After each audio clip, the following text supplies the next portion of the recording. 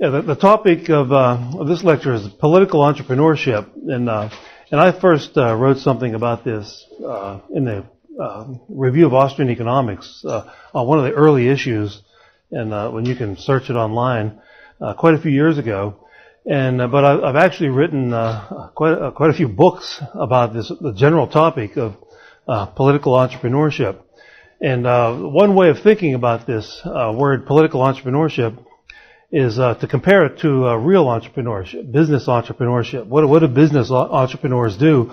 Well, they try to be alert for profit opportunities created by shifting consumer demands.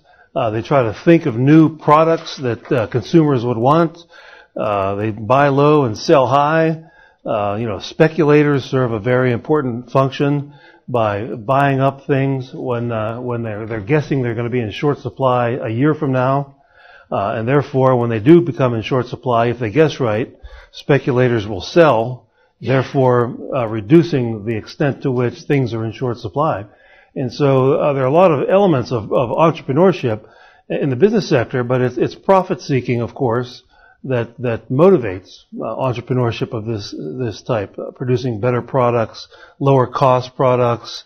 And, of course, we could stand up here and tell stories for days and days of individual entrepreneurs. One of my favorite little stories is from a friend of mine, a businessman who is a retired CEO of the Coca-Cola Nestle company. His name's Harry Teasley, and he's been here at the Mises Institute before.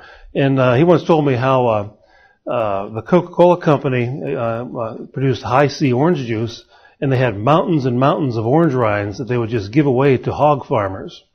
What are we going to do with all these orange rinds? And one of their chemists figured out that you could make women's perfume out of the orange rinds.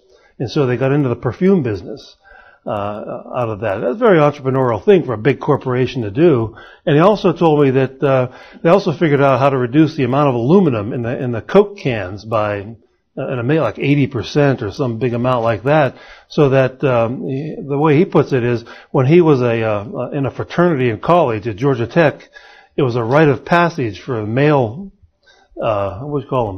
male idiots, I guess, to smash a Coke can on their forehead or rip it apart with your bare hands. But he said, well, today my 10-year-old granddaughter can do that with a Coke can. And of course, Coca-Cola, a big corporation, was being entrepreneurial by and being very environmental friendly by reducing the amount of aluminum they used because there was money in it.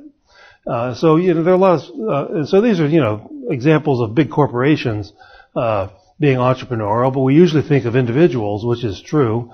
One of my favorite stories is a man in Arizona who started up a company named Doggone Incorporated, where there was prairie dogs were messing up people's yards and golf courses. And the local government hired some people to go out and shoot the prairie dogs. And the public was really upset about this because of these cute little critters on the side of the road, and you have the government blowing them away.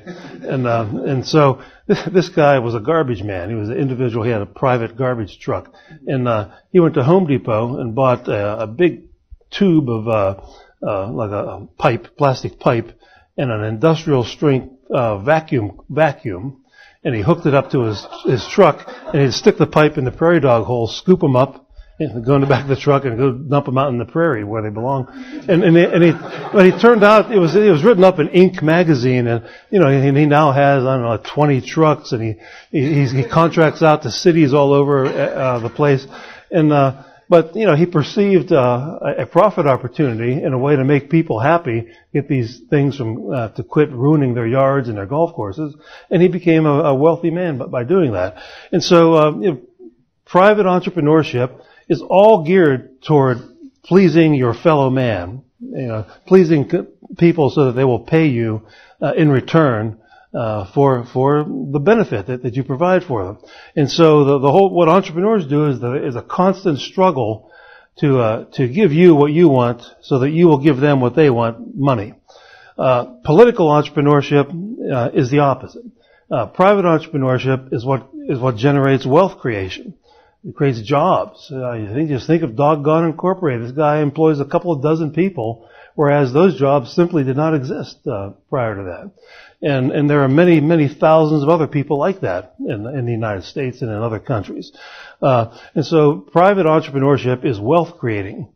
Political entrepreneurship, I would argue, is always necessarily wealth destroying, because politics in general involves mostly the transfer of wealth, the forceful transfer of wealth from less politically successful groups to more politically successful groups. That's basically what politics is about.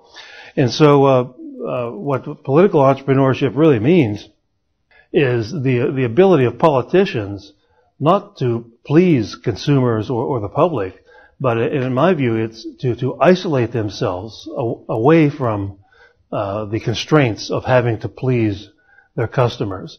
And I'm going to make the case that historically this has always been the case, that entrepreneurial behavior on the part of politicians is the opposite of real entrepreneurial behavior. It's an attempt to isolate themselves from any pressures or conditions put upon them to serve us, to be our servants, like real entrepreneurs are. What politicians all want to do is to be sort of like all kings. They all want to be a king to order us around, take our wealth, and have tenure forever in their jobs and so forth at our expense. And they have toiled mightily from the very beginning of the American Republic in this country to do this. And I'm going to explain, give you a lot of reasons why I believe this is certainly true. And so to the extent that politicians isolate themselves from being pressured to benefit us, to be our servants rather than our masters, they destroy wealth. They're wealth destroyers. And so with private entrepreneurs, they have to be our servants to make money. Bill Gates, one of the richest men on the planet, he has to persuade people to buy his products to be successful, and he sure has been successful at it. Okay, politicians, their goal is to be our masters, not our servants, even though they like to call themselves public servants. And I have some bullet points I want to touch on, but I'm going to mention a little bit of history first, since I've written a number of books on economic history, and to impress upon you how this was true in America from the very beginning. Politicians trying to become our masters rather than the servants of the people, like they say they are.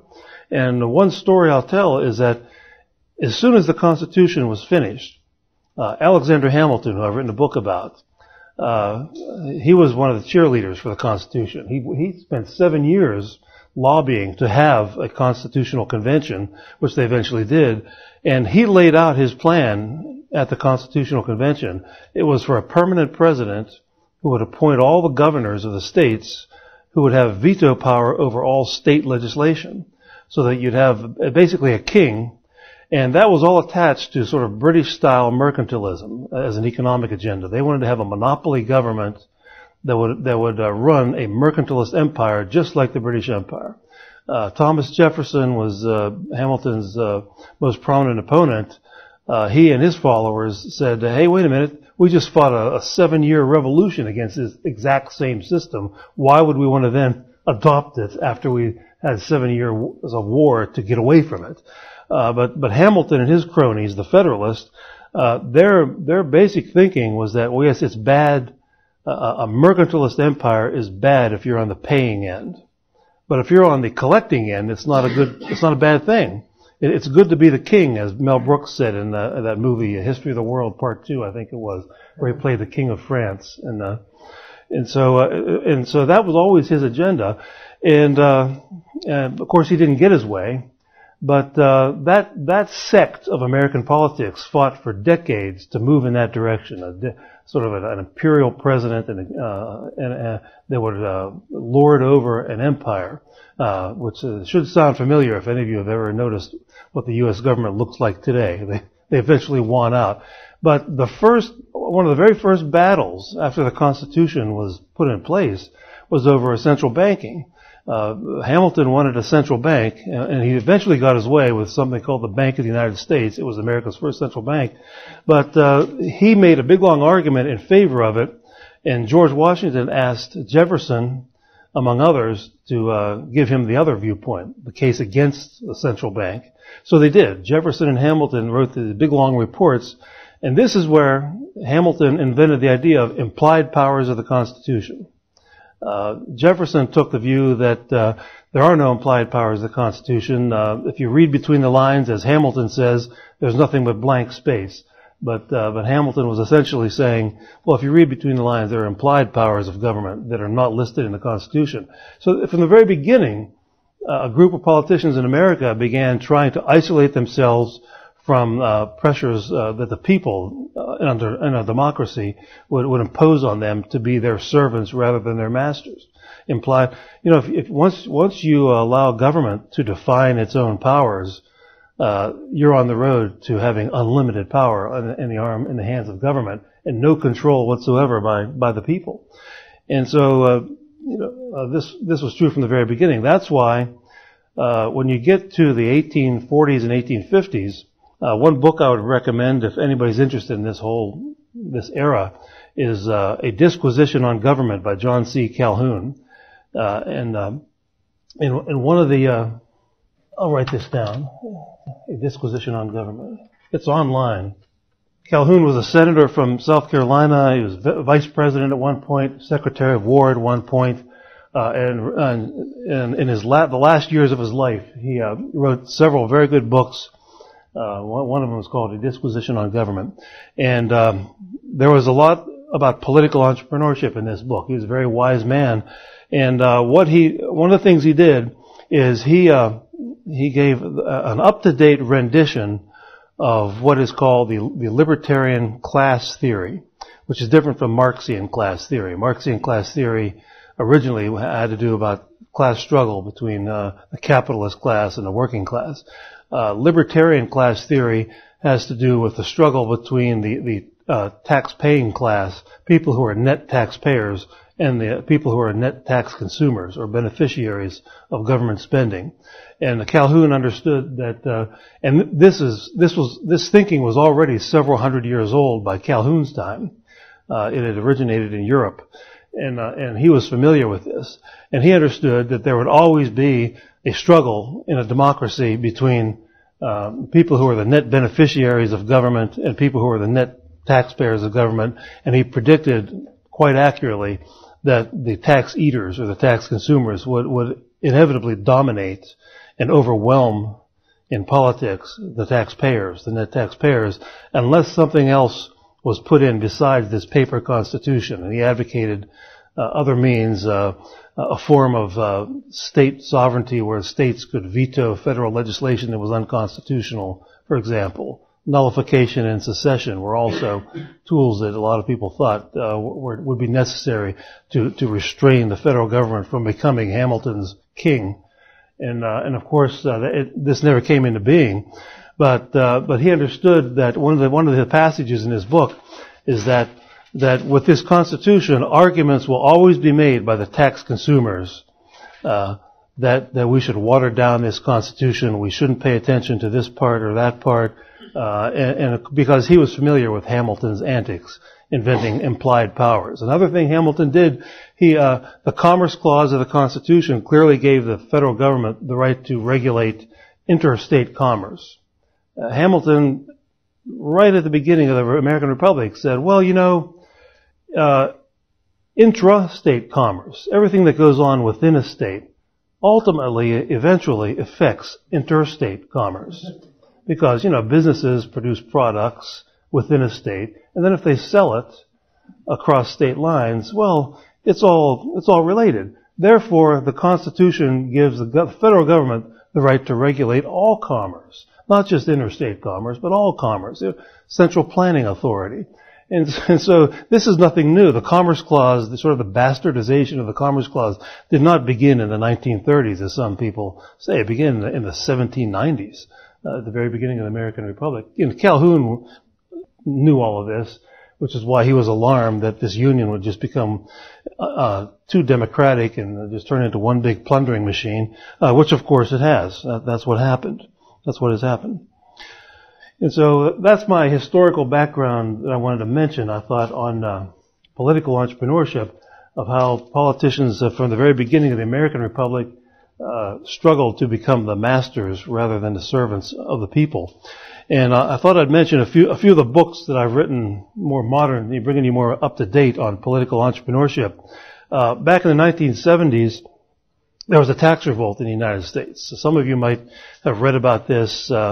California was the most famous, had got the most publicity. They put there was something called Proposition 13, where they had a state referendum to limit property taxes, because there was a housing boom, sort of like in the last few years, and property values were going up rapidly, as were property tax rates, and so they actually limited property tax rates. But several dozen other states did the same thing, and there were several other states and even counties. There's a county in Maryland near where I live at this time put a limitation on government spending. County government spending can only increase a certain amount, like 2% a year or something like that. So there was a tax revolt in America, and it eventually led to the election of Ronald Reagan. He rode the tax revolt to the White House in 1980, and so right after that, I co-authored a book that has to do with, well, how are politicians going to respond to these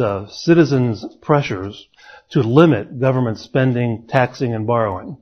Another thing that happened, there were all kinds of states, dozens of states, had referenda passed that would limit the ability of governments to borrow, to spend money on whatever. And so I wrote a whole book with James Bennett. It was called Underground Government, the Off-Budget Public Sector. And we looked into it, and we found that what states were doing, and what they had been doing for over 100 years, whenever the people would try to put pressure on them to cut spending, or at least limit the growth of government spending and taxes, was simply to create off-budget government agencies and spend the money beyond the view, for the most part, of the people. And the mechanism of this at the state and local level of government in the United States is that they create what we called off-budget enterprises. We even gave them a little acronym, OBEs. They're off-budget enterprises. Now, what is that? Well, they create a new agency, and it's funded by revenue bonds, what are called revenue bonds. And the reason they're called revenue bonds is the politicians will say, well, the taxpayers are not obligated to pay for any of this. We are going to build something that will earn money, and the revenue from that thing that we build will pay off the bonds, revenue bonds.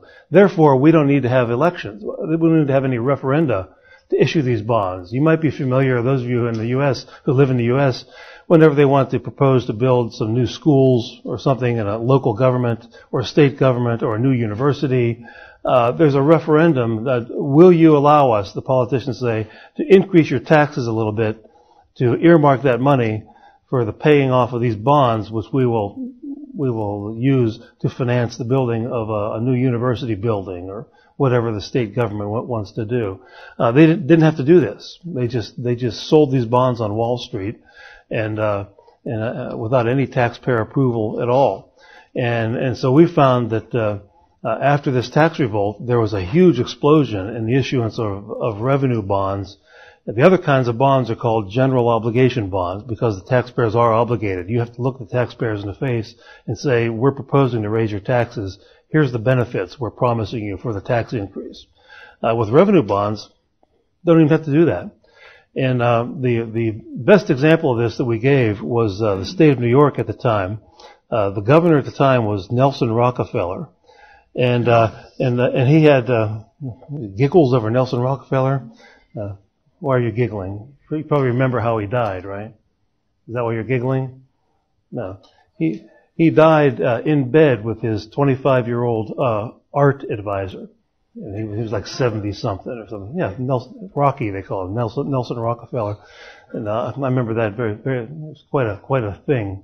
Nelson Rockefeller found dead in bed with some young woman who he called his art collection advisor. But he, in the 1960s, he had grandiose plans, as Rockefellers usually do when they get into politics, to build all sorts of things in New York State, public housing especially, a gigantic university system. And so they tried having public referenda, votes to use general obligation bonds to raise money to build all these things he wanted to build. And they kept being turned down 3, 4, or 5 times. The people would vote no, no, no, sometimes 5 times. And James Bennett and I documented all this, how many times they turned down this vote, how many times. And so Rocky said, well, the people don't want this. So in a democracy, normally, we're taught that the politicians will say the people have spoken 5 times no. So maybe they think no is the right answer. But no, he set up off-budget enterprises to do these things anyway. And he did these things anyway, put New York State tremendously into debt. And that's why by the early 70s, New York State was essentially bankrupt and was defaulting. And there was a bailout by the federal government of New York State as a result of this. On the other side of the United States, Washington State did the same thing. They wanted to build a series of nuclear power plants. The people didn't want it. The people voted against this over and over and over again. And so they set up an off-budget enterprise that had the perfect name. It was called Whoops. The Washington Public Power Supply System. Whoops. And James Bennett and I tell the whole story of Whoops. They started to build 5 nuclear power plants, never finished any of them because of the inherent gross inefficiency of government. And so they ended up defaulting on $2.5 billion in bonds, which at the time was the biggest default in the history of municipal finance in America. And I think they finally, maybe 20 years later, finished one of these nuclear power plants. But it was a disaster. They lost investors lost $2.5 billion in bonds they invested in because they kept rolling them over. They didn't build the plants, which made no money selling electricity, and so they would issue more bonds to pay off the first round of bonds. It was sort of a Bernie Madoff kind of a scheme, really a Ponzi scheme, and the whole thing blew up in the early 80s. And those are the clearest examples. But the whole United States was filled with these off-budget enterprises. And so that's one whole book that I wrote about a form of political entrepreneurship. And again, it's all directed at isolating politicians from what the public wants. Just the opposite of real entrepreneurs. A second thing that I got into in this area of political entrepreneurship is a little shortly after this, one of the things that I noticed was that the government was giving millions of dollars in grants to people, to sort of special interest groups that would lobby for more government. And once I started looking into this, I found, they actually passed laws against that. The same government that was doing this made it illegal because it's so obviously an outrage. For example, say you're involved in you're very interested in the abortion issue. And let's say you're very anti-abortion. Wouldn't it be an outrage to you if your tax dollars were being given to all the pro-abortion lobbying groups, or vice versa? You're pro-abortion, and wouldn't it be an outrage to you if your tax dollars were being given to the other side? Or pick any issue you want to pick. Today, nationalized health care. Wouldn't it be an outrage if the government was writing $1 million checks to all these political pressure groups that want nationalized health care, but not, so to allow them to just roll over the rest of us who are opposed to this? That's pure tyranny. And we even quoted Thomas Jefferson on this as saying to compel a man to contribute to a cause with which he disagrees is sinful and tyrannical. He was talking, that was in the Virginia Declaration of Religious Liberty back in the 18th century, and he was talking about his opposition to state-funded religion. Back there were quite a few states that had state religions, and he was opposing the use of tax dollars to fund one religion over another. But this is true for politics too. And so James Bennett and I wrote a whole book about this, about tax funding of politics, called Destroying Democracy. This was back in the mid 80s. This was published, and so the way it works is politicians give grants to special interest groups, which use some of the money to lobby for bigger government and higher taxes. They succeed. The government gets more taxes. They give out more of the money to the special interest groups who use the money to lobby for bigger government and higher taxes. It works. and it's just the never-ending circle there of tax-funded politics to fuel the state. And the reason why we chose the title "Destroying Democracy," which in general I think would be a good thing, but for marketing purposes I thought it was good. It had alliteration there, and most people like democracy, unlike me, and then they would say, "Oh my goodness, I better read this book. Who wants to destroy democracy?" But we quoted James Madison in the Federalist Papers, in Federalist number 10, where he says the whole purpose of the Constitution is to restrain the violence of faction. And that's how they describe special interest politics in those days, the violence of faction. And so here's the government. Not only is it not restraining factions, it's feeding them. It's giving them tax dollars to encouraging factions.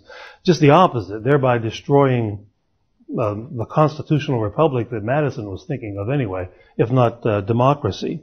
And so once again, this still goes on today in a very big way by both parties. What do you think George Bush was thinking of, by the way, when he began his faith-based initiative? He wanted to give conservative churches a lot of money so that they would rally around the Republican Party, and the Democrats do the exact same thing with tax dollars. And so, that's another whole book that I've written on political entrepreneurship. Once again, the whole purpose of that is for politicians to solidify their situation or their condition as our masters rather than our servants by using our tax dollars to do it. I'll blow my own horn one more time. The one last book that Bennett and I wrote on this whole topic of political entrepreneurship was called Official Lies. It's out of print now, but you can still find some copies on eBay or something. I think there's a couple of copies around here, around the Mises Institute. And the theme of this book is that to recognize that the average person is in a democracy is rationally ignorant.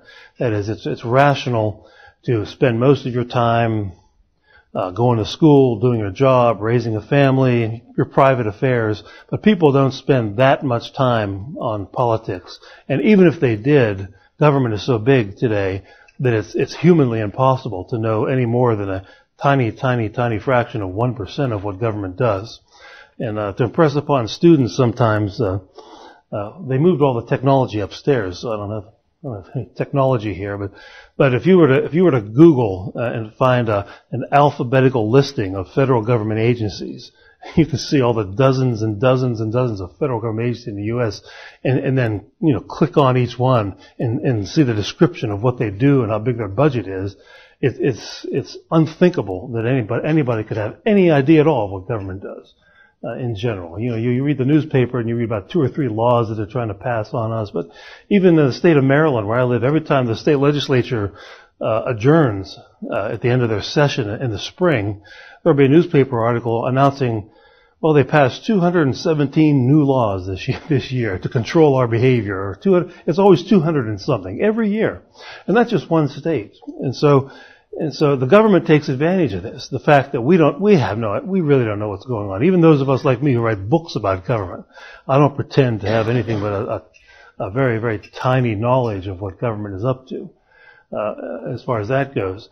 And so, the little we do know about it is largely propaganda, lies, and nonsense. And why is that? Is because government has the ability to overwhelm all other voices when it comes to public debates. It doesn't always do that. We've got the internet, we've got Mises.org, and we've got all these efforts that we make. So the people in this room are probably a little more skeptical of government than the average American. But I'm talking about the average public, the effect on the average person out there of government's gigantic propaganda effort funded with tax dollars to make us think that free markets in a civil society are problematic and lead to depressions and rip-offs and Bernie Madoffs and all this, and 2, the state is enlightened and charitable and benevolent at the same time. And so Bennett and I again wrote a whole book, Official Lies, about some of the bigger lies that the government tells. For example, on the issue of welfare spending and poverty, the government always tells us how many poor people there are, but and it always tells us that in America anyway, that the gap between rich and poor is widening. It's always widening. It's forever. Since 1776, it's been widening. You always say that. And we need to elect more socialists unless it widens and there'll be a revolution. We're always told. But they lie with the statistics very, very clearly. What they do, for example, when they look at the so-called income distribution statistics, the U.S. government does not subtract out the taxes paid by the upper income groups. They'll just list gross income.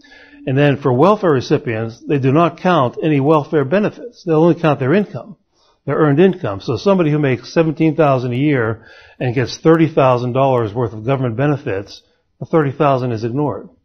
But if you count the benefits, at the time Bennett and I wrote this book, I think the official poverty rate was 13%. In the United States. But if you include all the benefits, the official poverty rate was about 3%.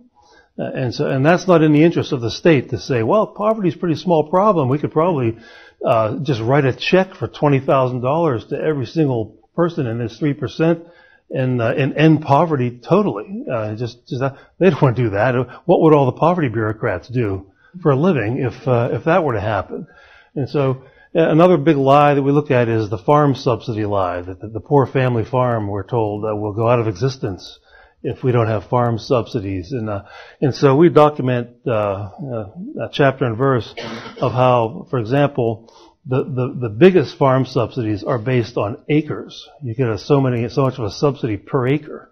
And some of the American farm programs that existed at that time.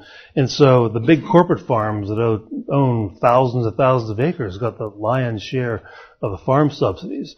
And if anything, that helped them kick out the small family farmers who can't compete with somebody who's being given these kinds of subsidies. One of the articles I wrote on Mises.org a couple of years ago was called Farmed Robbery. It's kind of a catchy title, Farmed Robbery. It's about the cotton program in the United States government, where there's a policy that says if the price of cotton goes below 55 cents per pound, the government will reimburse the cotton farmers the difference between the world price and 55 cents. And in the year I wrote this article, it was the best year ever for cotton production in the United States. And the big supply forced the price down to 35 cents.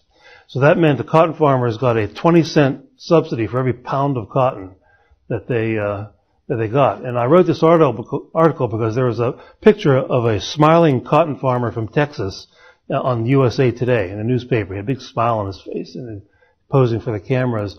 And the article explained why he was smiling so much. That he had a huge cotton farm. There's a giant aquifer in central Texas, which makes it good cotton growing land. You'd normally think of the Mississippi Delta, but because of this aquifer, they grow a lot of cotton in Texas also. And so, well, he participated in this program, and he had a gigantic cotton farm, and he had so many bales of cotton that the government had just sent him a check for $400,000 for doing nothing, because the price of cotton was 20 cents below this arbitrary price, 55 cents, that the government had set. And so in return for nothing, the consumer gets nothing. We, the consumers, the taxpayers, gave this one guy 400 grand. That's a pretty good gig as far as that goes. And so, but to keep this sort of racket going, the people have to be fooled into believing that, government is this benevolent institution that is only out there to save the family farm, which is an old American tradition. Most people have seen all those old movies of the pioneers going out west and digging up the ground on 10 acres and having a little farm and all that. But no, it's the big corporate farmers like this guy who are ripping everybody off. And so that's another example of political entrepreneurship of the giant propaganda apparatus that's involved in government. Almost everything government does is a big lie. Just listen to anything Ben Bernanke says. If you want to see that. Another interesting book I'll mention to you by Fred McChesney is another great example or a great application of political entrepreneurship. Maybe I'll erase this. The name of the book is Money for Nothing. It's a Harvard University Press book. I haven't seen Fred in a long time. I know Fred McChesney. Last time I was in touch with him, he was a law professor at Northwestern. He taught at Emory for a while, right down the road here. But last time I was in touch with him, he was at Northwestern. And the Harvard University Press book. And what is this about? Money for nothing. Well, in the economics of regulation, there's a big literature on how a lot of government regulation has benefited regulated industries. Because regulated industries inevitably capture the political process of regulation and make sure that the regulation benefits them and not the consumers that it is supposedly supposed to benefit. And so there's a big literature in economics on various groups that have actually lobbied for regulation that would be to their benefit.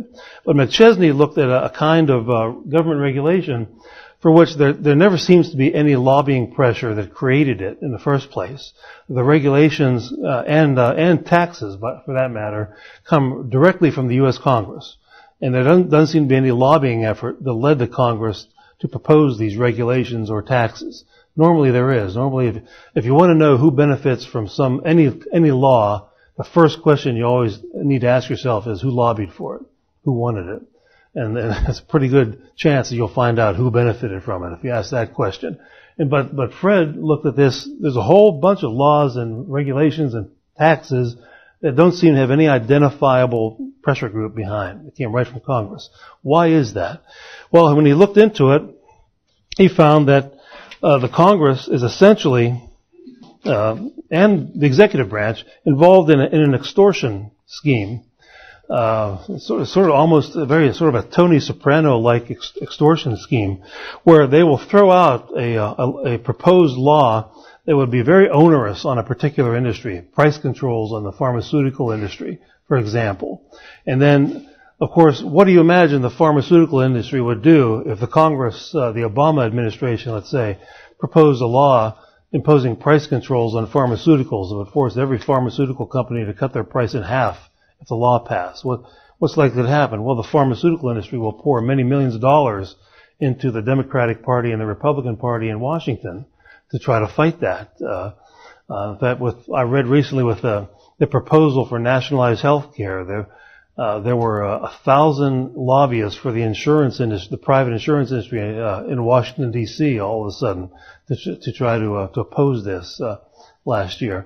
And so all this money pours into Washington in terms to both political parties, and then at some point, when they've collected enough loot, the people who propose the law will say, "That's a bad idea. We're not going to do that."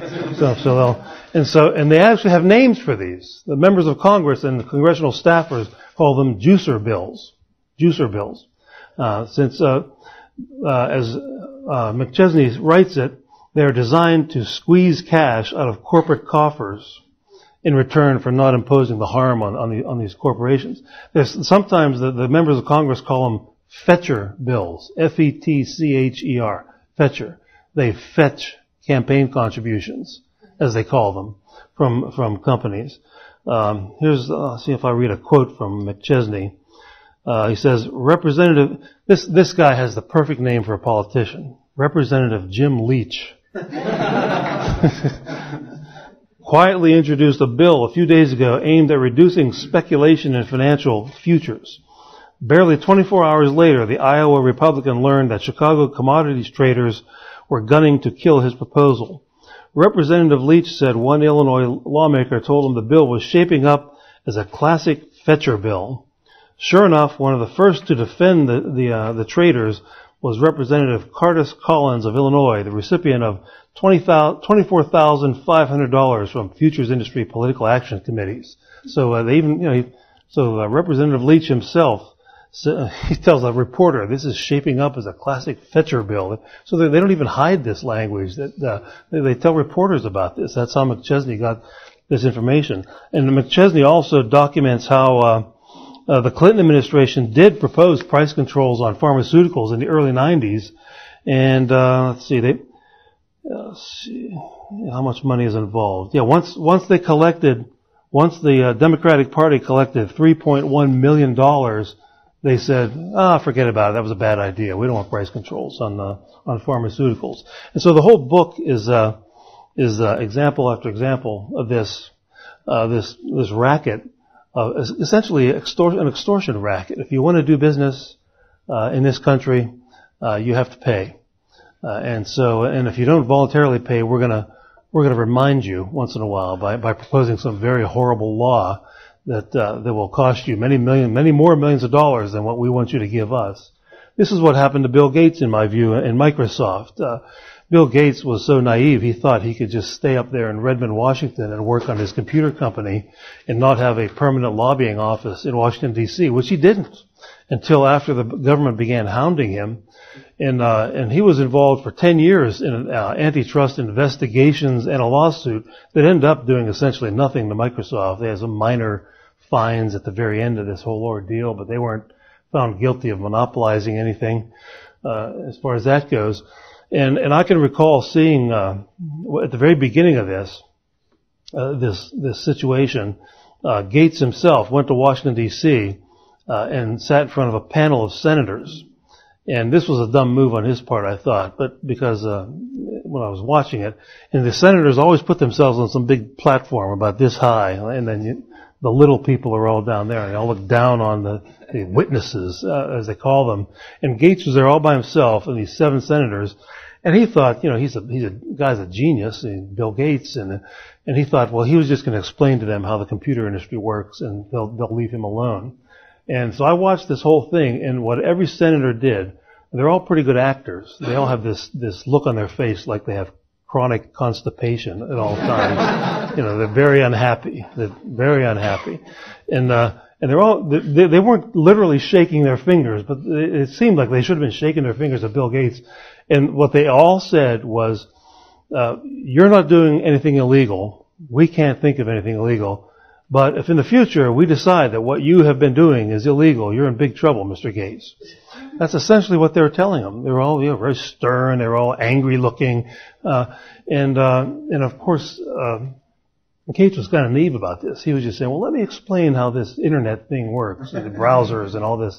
And one of the things that he made his competitors got very angry about at the beginning was that at one time, if you bought a new PC, you had to pay like an extra $80 for an internet browser.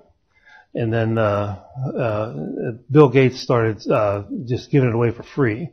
Of course, it's all packaged. You're buying a package, and so. But anyway, Novell and Sun Microsystems did not like this, that he was cutting prices. And not only that his software products were underpricing software products of Novell and Sun Microsystems. And that's who put these 7 or 8 senators up to investigating Bill Gates, his competition. And so the end result was they didn't really do anything significant to Microsoft other than harass them for 10 years. The Justice Department investigated Microsoft for 4 years and said, we can't find anything illegal he's doing. And so they didn't just give up. They handed it over to the Federal Trade Commission to investigate. And they finally, after 4 more years, they finally filed a lawsuit, which didn't do anything. The judge in the case, in the Microsoft antitrust case, was fired by the government because he was so biased. He gave an interview to the Atlantic magazine comparing Bill Gates to Al Capone, and this was before the case was over with. That would be like in the famous O.J. Simpson trial, before the verdict came in, the judge telling Oprah he's a murderer, and he's the judge. He's supposed to be unbiased. So this judge was fired, but they got a new judge, and they sort of ended the antitrust case and made Bill Gates pay a few $1 million to cover their legal expenses, I guess. But they didn't do anything. But the purpose, as far as I'm concerned, the whole purpose of this was to send a message to all businesses everywhere that you can't do business in this country unless you give us our take in Washington. Just like Tony Soprano, and for those of you who watch HBO, the gangster movie on HBO, where, we'll break your kneecaps unless you give us so much money per month to operate in this neighborhood. That's essentially what government does when they're doing these things. Finally, the final example I want to give of political entrepreneurship is how in the United States the system is so rigged. And I brought some handouts. I brought out 50 here, but I'll just ask you guys, just pass them over your shoulder. I better keep one for myself. I thought I was going to be able to show this on the screen, but I guess This is still in flux in this room. And what this shows, as you'll see in a minute, these are some statistics here on re-election rates of the U.S. House of Representatives and the U.S. Senate. And the lower one, well, the ink is kind of bad. I don't know if I'll have enough for everybody here, but you can share. But if you look at the U.S. House of Representatives, congressmen, in the last 10 years or so, you see the re-election rate, in a lot of years has been 98%, 96%, 94%. So almost 100% of members of Congress get re-elected every year over the past decade. And these statistics go from 1964. And I didn't average this, but the average looks like it's about 90% or so. So just about everybody, once you get elected to Congress, it's almost impossible to lose your seat. Barney Frank, who a lot of you are big fans of, I know, probably don't remember, but it was probably maybe 10 years ago now when he was in Congress that his companion was running a male prostitution ring from the basement of Barney's house. It was in the front page of the Washington Post for about a week every day. And, normally for most people, like if I were running a prostitution ring, the cops would probably say, DiLorenzo, that's illegal, and we're going to put you in jail. But for Barney, it was just, okay, I'm going to break up with my boyfriend and he's moving out. No more prostitutes. And so, that's okay. And of course, he's been reelected 6 or 7 times since then, or, every 2 years. And so you can even be caught in the front page of the Washington Post, literally committing a crime that we would all go to jail for. Although I could bring Walter Block in here to explain why this is not something that should be punishable by the government. If you've ever read Defending the Indefendable, he makes the case for legalization of prostitution, among other things. I used his textbook in a class last year, and I assigned each of the students to become one of the people that Walter writes about and defend themselves, like the pimp, the prostitute, the drug dealer, all that. So I didn't tell them they had to believe that they were a pimp, but understand the arguments why it should be legal. The ticket scalper, all these undesirables. But so you can even be involved, commit a crime for other people and get reelected. Now, why is this? Well, the system has been rigged by political entrepreneurs. How has it been rigged? Well, Congress has created dozens and dozens of committees and subcommittees. The purpose of these subcommittees is, for example, if you're from Kansas, farm state, you get on the agricultural subcommittee, and that enhances your ability to use tax dollars to be given to farmers. You're literally buying votes from farmers with taxpayer dollars. It's illegal for a politician to hire people to go out on the street and say, here's $20, vote for me. But it's perfectly legal for the politicians to pass a law that sends him $20 with wink, wink, vote for me, I gave you $20. So that's what they do.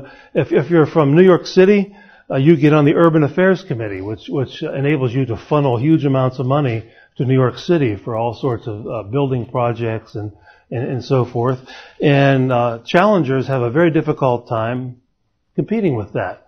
Politicians, members of Congress have huge staffs, dozens of people. And these dozens of people are essentially full-time campaign staff in reality. And again, challengers have to raise money or use their own money to hire dozens of people to work for them to get them reelected. And of course, they spend a lot of time on constituent service. The government creates problems for people, like for farmers, the EPA creates a lot of problems for farmers. So the same congressmen who fund the EPA, which creates problems for farmers, will then have their staffers help solve the problems for the farmers by getting the EPA off their backs. So, and I'm just mentioning the EPA as one example. There are hundreds of other agencies that cause all kind of problems for everybody. And then when the government gives you problems, you call your congressman, and they're very helpful staffers will solve your problem, help you solve your problem, whether it's your Social Security check or whatever. And again, challengers can't compete with that. But probably one of the most important reasons for this is gerrymandering. Some of you may know a little bit about gerrymandering. It's a weird word. The genesis of this word is there was a Massachusetts politician way back when in the 18th century, I think, early 19th century, named Eldridge Gerry, and he figured out that his party would have better chances of getting reelected in Congress if they could rewrite the congressional districts. And I brought some pictures in. I thought I was going to have a screen here, but I don't have a screen of actual congressional districts. I don't know if you can see that or not. People in the front can see it. This is congressional district number 12 in South Carolina, and it's kind of shaped like a salamander. And the word gerrymandering is a combination of Gerry, Eldridge Gerry, and salamander. Gerrymandering, because you think of a state like let's say Kansas and Nebraska are pretty easy states to draw. They look kind of like that. You think, say they had 6 members of Congress. So one way to draw the congressional districts would be 1, 2, 3, 4, 5, 6. There's 6 congressional districts there. But this example that I just showed you is a little different. It was something like this. See if I can replicate this one that I just had. That would be a congressional district, drawn like that. Now, why is that? It's because the 90% of the voters that are in this district are Republicans or Democrats, depending on whichever party. Usually in the states, the party who if the governor is a Democrat, the Democrats get to redraw the districts, and vice versa. The Republicans get to redraw every several years. And so the congressional districts all over the United States have been constantly redrawn more like this instead of like that, because it'll guarantee that whoever it is who runs, say this is a Republican district, 90% of the voters are Republicans, it guarantees a Republican will always be the member of Congress from that district. And then there'll be other ones over here, and this might be another congressional district shaped like this, over there, and that might be the Democratic district where 90% of everyone who lives in that corridor is a Democrat. So it guarantees that all the seats are safe. There will never be any real competition in any of those seats because of gerrymandering. And they fine-tune this every few years whenever they redraw the districts, as far as that goes. And so after decades of this, that's an important reason why you see these statistics such as a 98% reelection rate. Concentrate all of them and spread your votes out slightly and gain more seats. Well, it might be. I'm just trying to explain what happened, what exists here, and maybe you'll have to email Ron Paul about that,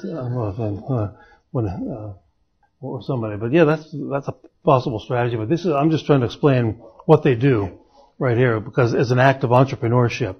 So he's trying to be a political entrepreneur back there, but I don't see it really mattering. From our perspective, I don't see it really mattering as far as whether there are more Democrats or Republicans. They're all the same gang of thieves in my book. But this is why they all keep their seats all the time. And so, well, again, my theme of how politicians have been struggling since the time of Alexander Hamilton to become our masters rather than our servants. This is just one of the latest tactics. It started with Hamilton's theory of implied powers of the Constitution, and we end up today with a system like this with almost 100% reelection rates in Congress. And so the whole idea that you can vote the bad guys out and put the new, better people in, well, that's ridiculous. That's not what we do. And on top of that, the political party, even with presidential elections, the political parties choose the candidates. They ultimately pick 2 or 3 people who are acceptable to the parties and put them out. And then we pretend that we have a say by voting on these people. But there was no national clamor for George W. Bush to be the candidate of half the country in the United States in 92 in 2000 when he ran for president. The big shots of the Democratic Party or Republican Party put him out there. Or Barack Obama, they chose him, Hillary Clinton, and 1 or 2 others as acceptable. and that's who runs. But I think maybe I'll end there. Our time is running low, and take a few questions if you have a question or comment, declarations. So that's fine. Well, political primaries are another way for the parties to kind of narrow the competition. What is the history of Republican primaries? What is the history of primaries throughout the U.S.? Has it always? I don't think it's always been that system. I know probably the most egregious thing they do with that is that my friend Bennett that I mentioned, James Bennett, I wrote these books with. The latest book he's working on, I don't know if he's finished this or not, was the last time I talked to him. He's working on a book on how the two major parties keep third parties out. For example, if I want to run in his state of Virginia, he lives in Virginia, he teaches at George Mason. If he wanted to run for Congress as a libertarian, he'd have to get 10,000 votes or signatures to get on the ballot. But if he wanted to run as a Republican, he doesn't have to get any votes. As long as he can run in a primary as a Republican. And so, of course, that's a pretty big barrier to entry. And so all of these are, to use a term from microeconomics, these are all political barriers to entry for challengers. But I don't think the primary system was always like that. The founding fathers didn't even envision the party system, let alone party primaries. They had no idea that this would crop up the way it's turned out. All these economic in Michigan, all the needs to go in and get endorsement before they can come in. Yeah, well, that's part of the underground government. Those things, most of them, not all of them, are funded with revenue bonds, and they're off-budget agencies, and it's a form of corporate welfare usually. It's a way of dispensing taxpayers' dollars to politically connected businesses. And I wrote an article about that once, quite a few years ago, and I lived in Tennessee, and there was one of these in my town. I lived in Chattanooga, Tennessee, and there was the Tennessee Development Authority, Business Development Authority, and just one morning I was out jogging, and I noticed every car parked there was a Mercedes or BMW, and so this was touted as something was helping small, struggling entrepreneurs to make a living, but there was all basically the sons and daughters of the wealthiest people in Chattanooga who maybe inherited millions of dollars themselves and had started up some sort of business in town, and they were getting taxpayer subsidies because I actually knew the owners of a lot of these Mercedes and BMWs. They were in the parking lot, and so it's basically a way of using tax dollars to subsidize politically connected people, and if they're successful, it helps them to outcompete unsubsidized businesses in Michigan or wherever else. So at best, it helps some people thrive, but at the expense of other people in Michigan that don't get these taxpayer subsidies for their businesses. So it'll have no effect at all. If Michigan wants to promote economic growth, they need to cut taxes and tame the labor unions there. Michigan's a good example. It doesn't seem to be working, does it, of all places? Yes, sir. I have time for another question. I believe that Calhoun relation and aggrandized actions of the Mm-hmm. is that different? That'd be the same meaning. They're aggrandizing themselves at the expense of the general public. Yeah, self-aggrandizement is another way of saying the accumulation of power and influence in my hands. If I'm aggrandizing myself, yeah, that would be an accurate way. Yes, sir. One more question. You hear a lot about term limits set on perhaps only the office for one term. Keeping in mind, say, on top of time horizons of politicians, what effect do you think such a term has if it practiced political? Well, there was, as you might know, there was a sort of a movement for term limits in the U.S., but it didn't really have much of an effect because politicians aren't going to voluntarily limit themselves. But these statistics I handed out, these bar charts, I didn't want to overwhelm you with bar charts and things, but it goes back all the way. The statistics, you can get them, it'll go back all the way to the early 1800s. And it wasn't always like this. Because the original philosophy behind the Congress was that ordinary people with real jobs would serve in Congress and then go home. And since they always knew they were going to go home, they were going to have to live under the same laws that everyone else lives under. And so they were limited in the bad laws and high taxes that they would impose because they knew they were going to have to go back. But for a long, long time now, we've had professional politicians who they never leave Washington. Even if they leave Congress, they don't leave Washington. They become lobbyists and make 10 times the income they made as members of Congress. And so if we really had it, I think it would have a beneficial effect, because Congress does, that's another thing I could put on my list, is they do exempt themselves from a lot of the laws and programs that we all have to suffer under. They have their own health care insurance in Congress. They even have their own bank. It's called the House Bank in Congress.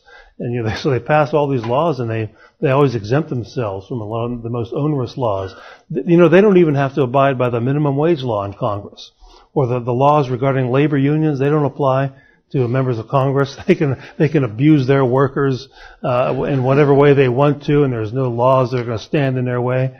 And so term limits, in theory, if we actually could have them, but it's sort of like the fox guarding the henhouse problem. How can we get term limits? We have to have those who would be limited vote the term limits in. And Newt Gingrich talked about it for about a day when the Republicans took over Congress in 1994. But that's I think it would be beneficial, but it's unlikely. But I think our time is up. I'm sorry. I'll answer any questions later. Thank you.